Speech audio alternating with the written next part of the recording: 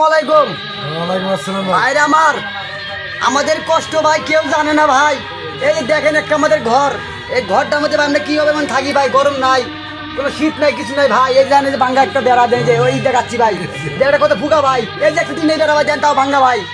এই যে ভাই দেন ভাই, যে কাগজ, এই কাগজ দিয়ে ভাই বেড়া দিছি ভাই। বৃষ্টি ভাই, যে ওদের বৃষ্টি পড়ে ভাই। আর সকালে আমরা ভাই মনে হয় বাগুন ভর্তা আলু দিয়া মানে মিশা বাগুন দিয়ে ভাই, পোকারা বাগুন দিয়ে ভাই ভর্তা করে ভাই এনে ভাই খাই। আর দুপুরে ভাই ডাল ভাই, আর রাত দিয়ে ভাই যে একটা মাছ দেয় ভাই, ছোট শাক ভাই, ওটা খাই দে ভাই। জীবন এখন চললো ভাই, মানে জীবন যায় আর আহে ভাই। মানে আমরা কত করতে আছি ভাই।